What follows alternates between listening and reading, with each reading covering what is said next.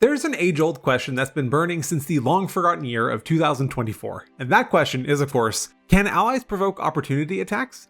Now, you might be wondering why this even matters. Why would you ever want to attack one of your allies? And there's a very simple answer to that: the Warcaster feat. Now, again, you might be wondering, what exactly does that do? I haven't memorized every word of the player's handbook, and fear not, I've got you. Let's go over the nuance of this in excruciating detail in something of a return to form for me. Before we get too into it though, I'll pose the question to you right now, so let me know in the comments. In the 2024 rules, do you think that you can provoke opportunity attacks against your allies? Also, I am quickly approaching the insane milestone of 20,000 subscribers thanks to all of you, so if you'd like to help me on my quest to get there, clicking the subscribe button and liking the video while you're there helps a lot more than you probably realize, so thank you. Just to make sure that everyone is on the same page, let's discuss why this matters.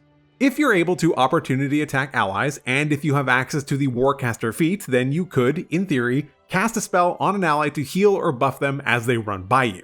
This is of particular note because, for reasons we will get to very shortly, you explicitly could not do this under the 2014 rules with some exceptions. So with that, let's get into the nitty-gritty. But also, we need an important disclaimer because, as it turns out, this topic is way more controversial than I'd realized. As I write this, a couple of days ago I had posted a poll asking about the interaction, and right now with over 1,600 votes, the poll is still perfectly split at 50-50. I've never had one like this before. So, the intent of this video is to cover both sides of the discussion first. I do have my own thoughts about how it works and why I believe it to be the case, which I will go over toward the end. I want to be clear though, that this video is way more about the discussion and not about being right. I'm not dying on any hills here, except one, but we'll get to that later too. So, with that in mind, let's just remember that this is a make-believe game, and if you disagree with anything, that's okay. It's part of the fun of the game. I like to get unnecessarily deep on silly topics like this to see what we can learn. Please do whatever is best for you and your table. I'm not here to tell you otherwise. Okay, so in the 2024 Player's Handbook, the full text of the opportunity attack section reads as follows. Combatants watch for enemies to drop their guard. If you move heedlessly past your foes, you put yourself in danger by provoking an opportunity attack. Avoiding opportunity attacks.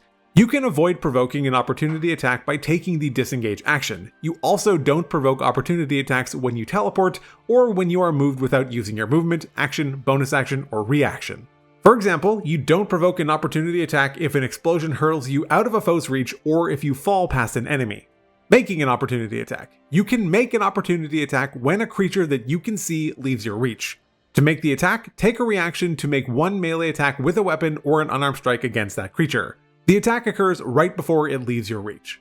Alright, now there is a lot going on here, but the good news is that we can pretty much ignore the entirety of the middle paragraph about avoiding opportunity attacks since it won't be relevant to this discussion. This then leaves us with two fairly short sections that almost seem like they contradict each other and is largely the root of the issue. Let's look at both. So, as I said earlier, there are two very firm camps here about whether or not you can use Warcaster as part of an opportunity attack to cast a spell on an ally. But before we can address that, we need to know if it's even possible to opportunity attack an ally in the first place. For those in the camp saying that you can do this, they are focusing more heavily on the third paragraph of the rule where it says, making an opportunity attack, and then provides the detailed mechanical method by which you would execute the maneuver in combat. Their key interpretation for this is the definition of the word creature, which is used in the rule. You can make an opportunity attack when a creature that you can see leaves your reach. Creature is a defined term in the 2024 Player's Handbook. In the rules glossary, creature is defined as any being in the game, including a player's character, is a creature. From this perspective, it's not hard to see how they've arrived at their conclusion that there's no apparent issues with using an opportunity attack against a player. Player characters are, by definition, creatures. The required target for an opportunity attack is a creature, therefore, there's no issue. Now, those on the opposing side saying that you can't do this are instead choosing to focus on the first section, which reads, combatants watch for enemies to drop their guard. If you move heedlessly past your foes, you put yourself in danger by provoking an opportunity attack. This group says that because the rule is described as watching for enemies to drop their guard, and how if you move heedlessly past your foes, you risk an opportunity attack, that it's clear that the intent is that you cannot do this against an ally, and that it was intended to only work against enemies. Those that say that it does work will argue that the first section, the one that describes combatants watching their enemies, is merely descriptive and is not intended to be considered as part of the quote rule. The logic being that the term opportunity attack doesn't necessarily have a lot of meaning to those outside of the TTRPG world, and as such is just being provided as a tool to help people conceptualize and understand what it's referring to. As you can probably see, this is where so much of the disagreement stems from. The against camp insists that the first paragraph should hold the most weight. The for camp insists that the final paragraph should hold the most weight. So is there any way to try and come down on either side, or is it really just one against the other? There are a few arguments working against the for camp. First, there's no denying that opportunity attacks are described in the body of the text as being used against enemies. The second issue comes with a reference to the 2024 Dungeon Master's Guide and is more of a meta justification than a quote, rules one. The new DMG contains text in Chapter 1 under the section Players Exploiting the Rules that reads as follows. Combat is for enemies. Some rules apply only during combat or while the character is acting in initiative order. Don't let players attack each other or helpless creatures to activate those rules. What I will say is that while the bold heading of this section, combat is for enemies, sounds like a smoking gun, however, the actual description of what it's referring to is seemingly unrelated. It's talking about activating combat abilities in non-combat situations. So you can decide for yourself whether or not you think this applies. I get the sentiment of it, which is to say that you shouldn't allow players to start having full-on fights, and then if you start manipulating non-combat situations just to activate combat-based mechanics, then things will quickly spiral out of control. This guiding principle is more about that than anything else, in my view at least. I would posit though that even in a situation where you are using an opportunity attack to benefit an ally with a spell, that's still very much combat for enemies. If anything, you're trying to buff your ally to make them more effective against the enemy. The third argument against the interaction is that it would just be too strong and unbalanced, and that Warcaster is already such a good feat that to allow the interaction would just be absurd. This argument is really difficult to quantify, so it's very challenging to have a definitive answer in either direction. However, we haven't actually mentioned the Warcaster component to this equation at all yet, so I think it's probably a good idea to do that now. The 2024 version of the Warcaster feat is available from 4th level to anyone with the spellcasting or pact magic feature. While it does a few things, the most relevant one for this discussion is the sub-feature Reactive Spell, which reads, when a creature provokes an opportunity attack by leaving your reach, you can take a reaction to cast a spell at the creature rather than making an opportunity attack. The spell must have a casting time of 1 action and must target only that creature. So this is essentially the combo that is at the core of this discussion.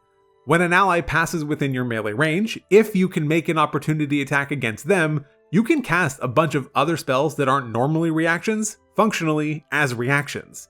This is obviously very good, and it seems crazy that the design team would allow something like Haste or Polymorph to be cast as a reaction. It's too powerful, and is clearly not intended, as it would effectively leave your turn and your action free to do something else. The final argument that often comes up is that opportunity attacks are attacks, and therefore cannot be made against another player. I'm not confident that this particular argument holds a ton of water, as there is no rule barring players from attacking each other. The closest thing that we have is that guiding principle from the DMG, but again, that was more about combat during non-combat situations. It was more in reference to a bag of rats kind of thing than anything else. Moreover, players subject each other to attacks and spells all the time, so much so that sorcerers even have the careful spell metamagic option that allows them to protect their allies from some of their spells. I know this is not the same, but sadly I don't think there's a lot of credence to this argument. And if the player is taking advantage of the Warcaster interaction, it's not even an attack anymore. It's simply utilizing the opportunity attack mechanic to cast a spell and use the reactive spell feature, which could be anything from a buff to healing. Most of these arguments are reasonably compelling in their own right, even if some might be more difficult than others to quantify. You don't necessarily need any numbers or stats to know that turning a bunch of spells into reactions is extremely powerful. It is. What I would be curious to know though is how many are against it if we turn the stakes down a bit, and instead of considering Warcaster, we talked about unarmed strikes to push targets, potentially granting them some more movement speed. It's still utilizing the exact same mechanics, so I really am curious. Let me know if you're okay with this one, but not the Warcaster interaction. I'd really like to know. With that though, let's take a look at the other side of the discussion, the side that says the interaction is completely fine. This group argues that, as noted earlier, the first paragraph is merely descriptive in nature and is not necessarily intended to explain any mechanics. The core issue that this group takes with seeing the first paragraph as a rule is that doing so is actually the only thing introducing complications and confusion into the discussion at all. By considering the first paragraph to be, quote, part of the rules, it introduces the notion that the opportunity attack is one to be used against enemies. This is fine. Both sides of the discussion agree that it can be used against enemies, however, they do arrive there with different reasons. According to the pro camp, those who think it doesn't work are doing one of two things. First, they are considering the entirety of the text to be the rule. However, this creates an inconsistency. It makes it so that the rule works both only against enemies, but also against everyone. You can't have an exclusionary subset, in this case enemies, overlap with the totality, in this case creatures. This is what creates the issue. The second thing some are doing is simply ignoring the text regarding creatures in the third paragraph, which is exactly what they are accusing the pro side of doing in regard to enemies in the first paragraph. Another argument on the pro side is that if you just look at the opportunity attack rule in the rules glossary itself, it only contains the third paragraph, the section that they would describe to be the rule, and does not include the descriptive portion that includes enemies. It's also worth noting here that enemy is still a defined term in the game. The rules glossary explains it as a creature is your enemy if it fights against you in combat, actively works to harm you, or is designated as your enemy by the rules or the DM. So the fact that the word creature was chosen suggests that it was intentional, as if the design team wanted it to only work against enemies, they could have very easily worded it that way. The final argument for the pro camp is the change from the 2014 version of the rule. In the 2014 Player's Handbook, both the rule for opportunity attacks and the Warcaster feat itself describe it as only working against hostile creatures. Incidentally, hostile is still a defined term in the 2024 Player's Handbook, so it is curious why they would drop the designation. However, it is worth noting that they have significantly reduced the instances at which hostile is used for rules clarifications. In 2024, it only appears 5 times, whereas in 2014, it appeared 39. This does indicate that the team probably went on a mass exercise to remove the word hostile as much as they possibly could from the new rules, as it does create some potential ambiguity. In any case though, the interesting thing about the wording of the 2014 version is that it still included creatures, which again is anything in the game including characters, but it specifically does require them to be hostile. This means that in 2014, an ally could actually provoke an opportunity attack from you, provided they were possessed or charmed in some way and acting to harm you or your party. The removal of the word hostile has raised eyebrows with many on the against side saying that it was just a mistake, while those on the pro side say that it was an intentional decision. Again, given that it was so broadly removed from the player's handbook, it does suggest that this interaction was potentially just accidentally caught in the crosshairs. So that more or less sums up the entire debate on this interaction, though I am sure there are plenty of other nitpicks here and there. Now, if you hadn't already figured it out, I will reveal my bias here, but I will also provide an important qualifier. In my opinion, I believe that this interaction works as written. I don't even think it's particularly problematic, as I will explain in a bit.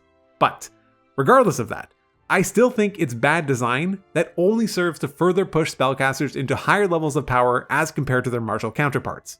A martial character gets to make a singular melee weapon attack, whereas a spellcaster can do that, cast spells to both harm and enemies and buff allies, and it still has their turn available to them. By no means do I think that this is the thing that's sending casters over the top, but it's just yet another option available to them. To reiterate, on a functional level, I don't think this is a problem. Utilizing this necessitates quite a few steps. It requires that you took the feat over something else, that you have your reaction available, that you have the requisite spell slot available for what you want to cast, you have the appropriate spell prepared, an ally is able to use their movement in a way that allows them to run through your melee range and not impede the rest of their turn. It's a lot of steps for what, yes, does amount to a lot of potential power, but it also means that that same caster isn't going to be using shield or absorb elements or counterspell or any other reaction that also might be useful. And in many situations, they're still consuming a spell slot. Despite all of that, I still think it's very dangerous design. Why worry about whether or not you can polymorph or fireball when you can just do both in the same round? And it's particularly dangerous during the first round of combat, when players are likely to be closer together, so needing to move through an ally's melee range is less likely to be a problem. It also requires that any new one-action cast spells also consider this interaction, which can serve to limit design space. So while I might like the interaction and think that it works, I also think that it's potentially bad design. Because, like I always say, two things can be true. So now for the qualifier. I said I believe this interaction was both valid and intentional, even if I simultaneously think it's bad design. That said, I will happily be wrong about this. I'm not dying on a hill here. Again, while I believe this interaction works and was intentional, I'm not saying that this is definitively how it is and how you should run it at your table. I'm like 60-40 at best here. To me, it just feels like based on the preponderance of evidence, it just feels too intentional. This is especially the case since much of what we have seen in favor of it comes directly from the book, and much of what's against it is largely a meta justification or requires ignoring the word creatures or just assuming it's a mistake. I'll double down here. While I think the interaction is okay, I honestly don't particularly care either way. Truthfully, I just want an errata or some kind of clarification to make it abundantly clear whether this works or not, and if it happens that it doesn't work, that's totally cool. Until then, or honestly even after that, do whatever works for you and your table. The final thing I wanted to address here is something that I've seen come up quite a lot during the discussions of this interaction and even popped up a few times in the comments of the poll. The assertion that thinking this interaction works is bad faith. I mentioned at the beginning of the video that while I'm not dying on any hills in regard to my stance on the interaction, there is one hill that I am willing to die on, and this is it. There is nothing even remotely bad faith about believing this interaction to work. It's not an exploit. It involves no creative wording or interpretations at all. It's just seeing that the word creature is used in the rule for opportunity attacks and using the ordinary definition of that word as defined in the very same book. The only difference is that it creates what many perceive to be a very powerful interaction, and as a result, they don't like it and just want a justification to not allow it. The thing is though, if you don't like the interaction, just explicitly rule that it doesn't work at your table. I've seen this interaction occur in-game and have discussed it with many that do use it, including Trainmonk, and they all currently have never experienced any issues with it. While I did acknowledge that it feels like bad design, I also have to say that it does create some interesting options for teamwork and gives players new ways to think about encounters, which I have to say is cool and I do appreciate it. I just also think that it's unnecessary and doesn't need to exist. Incidentally, I think that saying that something is definitively bad faith is in itself bad faith. Those who often label things this way and point to the section in the DMG often forget the very next line that says, "The rules assume that everyone reading and interpreting the rules has the interest of the group's fun at heart and is reading the rules in that light." If everyone at the table discusses this interaction, or any other one for that matter, and are okay with it and enjoy what it brings to the game, it is not bad faith. Honestly, the fact that the poll is even as split as it is just goes to show how many people believe that this interaction is completely legitimate and almost on its own makes it not bad faith. I could go on a whole video long rant about this discussion specifically, but we'll cut it here for now. What is or isn't bad faith is almost always a table-by-table decision and not one that should be settled by the internet at large.